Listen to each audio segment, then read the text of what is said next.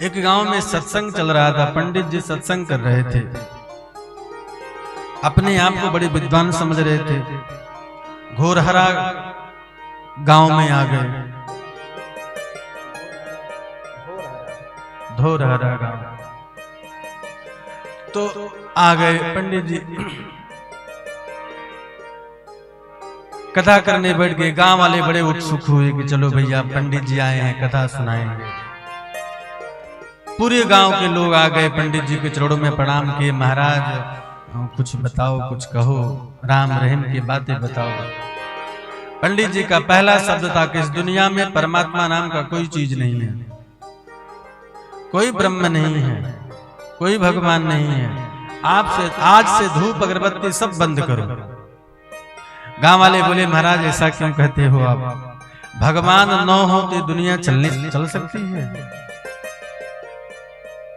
तो पंडित जी बोले अच्छा तुम मानते हो भगवान को? बोले हाँ, हमारे दादा परदादा कितने पीढ़ी दर पीढ़ी अगरबत्ती दिखाते चले आ रही है, विश्वास है, मानते हैं। आप कह रहे हो है ही नहीं है। तो पंडित जी ने गांव वालों से पूछा अच्छा बताओ भगवान को मानते हो तो भगवान का रूप कितने हैं? भगवान की सत्ता एक है कि अनेक है? तो गांव वाले बोले महाराज परमात्मा की सत्ता तो एक है, ब्रह्म तो एक है। बोले जब ब्रह्म एक है तो वो अनेक रूपों में दिखता कैसे है? गांव वाले बोले महाराज सरल भाषा में बताओ, समझ में नहीं आ रहा आपकी भाषा। बोले अच्छा परमात्मा एक है तो अपना अपना आंखें बंद करो और अपने अपने इष्ट को देखो, अपने अपने भगवान को देखो। गांव वाले सबने आंख बंद किया और जैसे ही आंख बंद किया तो किसी को दुर्गा माता दिखाई दी, किसी को भोले बाबा दिखाई दिए, किसी को गदा वाले हनुमान जी महाराज दिखाई दिए, किसी को मुरली मनोहर हमारे कन्हैया दिखाई दिए, किसी को धनुष बाण वाले दिखाई दे दिए। जिसको जो मानता था आंख बंद करने के बाद वही छवि सामने आ गई। अब पंडित जी पूछे महाराज बताओ अपने इष्ट का रूप।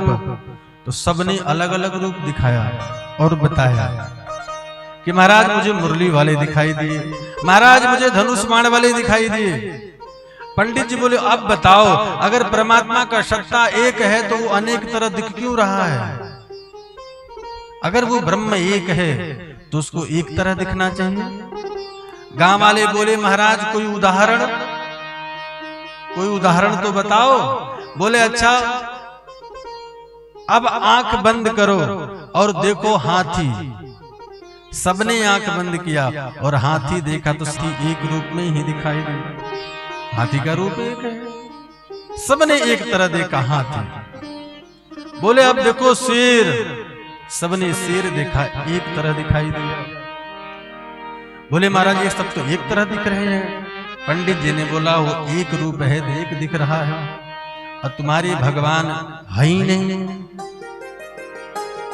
जो एक है वो अनेक कैसे दिख सकता है? गांव वाले बड़े सरल बोले महाराज अहो भाग्य आपका दर्शन हुआ। कितने लाखों रुपए तो अगरबत्ती जला दिए हम लोग भगवान के चक्कर में। आज के बाद पूजा पाठ सब बंद। गांव वाले बड़े प्रसन्न हुए। उसी मार्ग से एक संत जा रहे थे। संत ने विचार किया कि लोग हम लोग जन जन में जाकर के भगवान का नाम का प्रचार करते हैं और ये पंडित जी हैं तो बंद करवा रहे हैं, यहाँ रुकना उचित होगा। अगर नहीं रुका गया ये गांव वाले भ्रमित हो जाएंगे।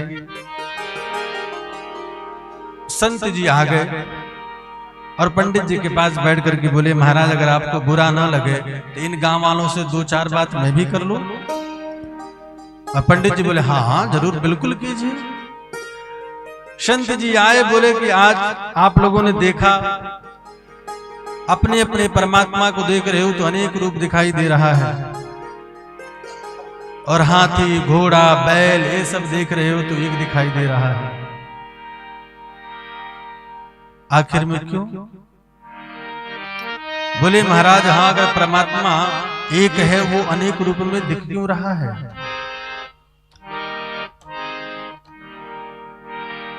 संत ने कहा कि अब जो मैं पूछ रहा हूं वो देखो आप। उस संत ने कहा आप आंखें बंद करो और आंखें बंद करके देखो अपना बाप, अपने अपने बाप का तस्वीर देखो। सबने गांव वाले आंख बंद किए और अपने अपने पिता को देखने लगे। संत ने कहा बताओ तुम्हारे पिता का रूप कौन सा है? सबने कहा मेरे पिताजी गोरे हैं, उनके बाल घुघराले हैं, उनके दांत चिट्टे हैं, उनकी बड़ी बड़ी आंखें हैं।